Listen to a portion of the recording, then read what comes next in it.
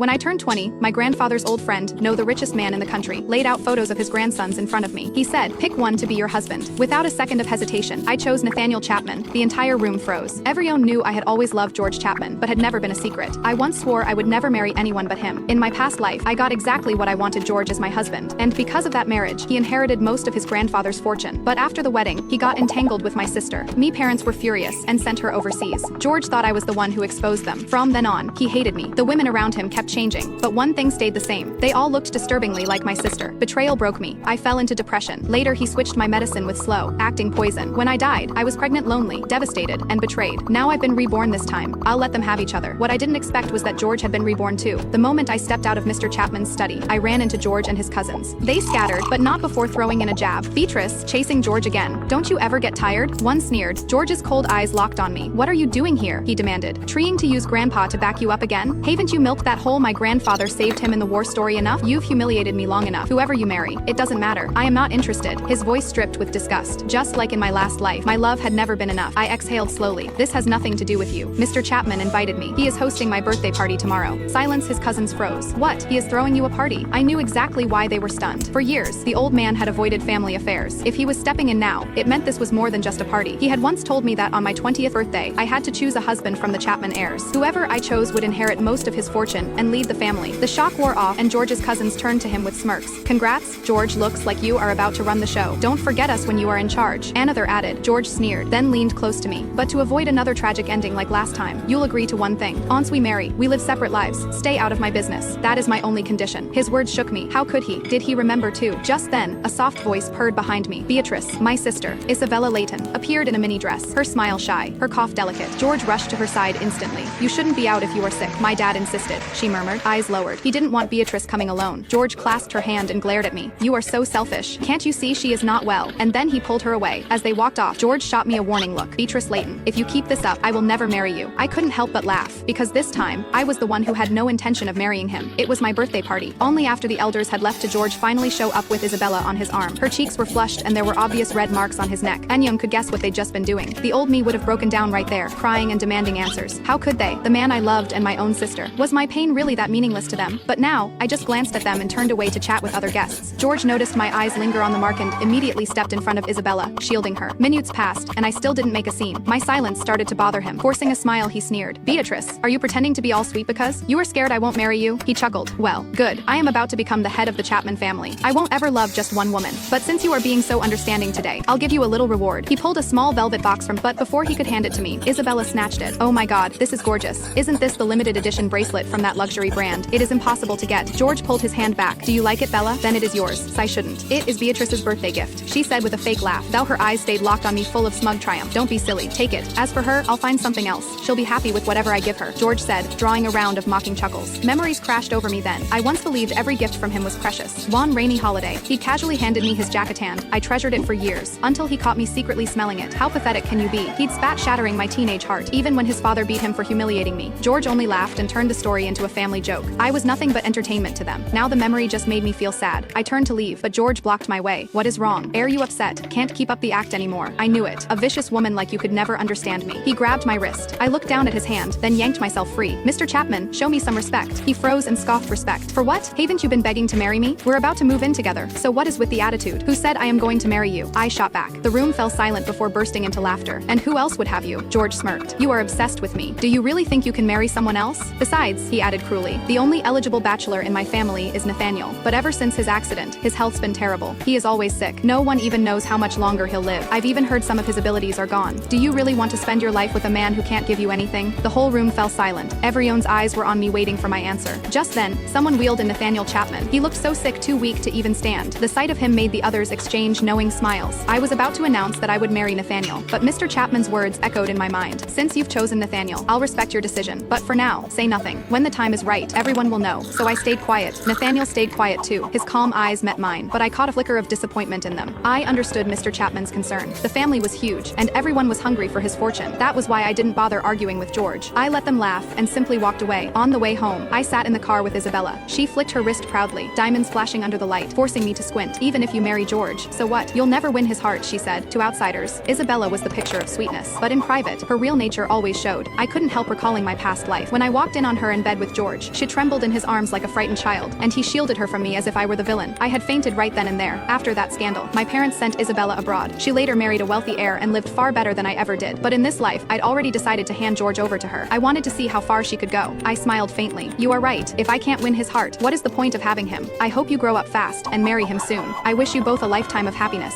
Isabella blanked surprised. Then she raised her brows and laughed. You can pretend all you want, but George loves me. Soon, Thanksgiving arrived. My father asked me to bring a gift to Mr. Chapman. The moment I stepped into the Chapman estate, I ran into Isabella. She hadn't been home for days, and now she stood before me in a designer gown with matching jewels, oozing elegance. She gave me a smug smile. Beatrice, do you like my dress? George gave it to me. I told him I don't like flashy things, but he insisted. He said only, I deserve gifts like this. Anger flared in me. I tried to walk past, but she blocked my path. I just want to share my happiness with you, she said, tears welling up. Why are you so cold? I know you are jealous, but love can't be controlled. The moment she spoke, tears streamed down her face. I shoved her hand aside. To my shock, she collapsed onto the floor, crying even harder. Beatrice, how could you hit me? I am your sister. Just then, George stormed in fury in his eyes. Beatrice, Leighton, what are you doing? Abusing your own sister. Do you even have a heart? I shifted my gaze from George to Isabella and let out a bitter laugh. Unbelievable Isabella. So young, yet already the shameless. The words had barely left my mouth when George slapped me across the face. How dare you speak to Bella like that? He roared. My cheek burned with pain. I wanted to strike back, but the sight of guests nearby stopped me. I refused to ruin the Chapman's Thanksgiving banquet, so I swallowed my rage and glared at them instead. That was when I saw the triumphant smile on Isabella's face, realizing he had gone too far. George reached for me, but Isabella clung to him first, clutching him tightly. George, I think something flew into my eye. Can you check? She whimpered. By then, passing guests were already whispering. Isn't that the Leighton's eldest daughter fighting her own sister over a man? What a disgrace. George's face twisted in disgust. Beatrice apologized to Bella right now. How could I ever be with someone like you? You are pathetic. Behind George, the Chapman cousins tried to hold back their laughter. Miss Leighton, this won't work. If you can't even handle your own sister, what happens when George gets close to another woman? One of them sneered. Another chuckled. Didn't she literally learn Taekwondo just to fight off any girl who wanted him? The memory made my skin crawl. George stepped toward me, his voice dripping with contempt. Grandfather announced our engagement today. If you really want to marry me, remember what I told you. After the wedding, we live our own lives. Don't meddle in my business. That is the only way I'll forgive your spite and unbearable temper. I stared at him in disbelief. But how could a man so well educated say something so outrageous? Mistaking my silence for agreement, he smirked. As long as you obey me, I promise you won't be humiliated. He was certain I'd never marry anyone but him. The room went still, everyone watching like it was a show. Suddenly, the sound of footsteps echoed from inside the house. Mr. Chapman, senior's assistant, Isaac Brown, stepped out.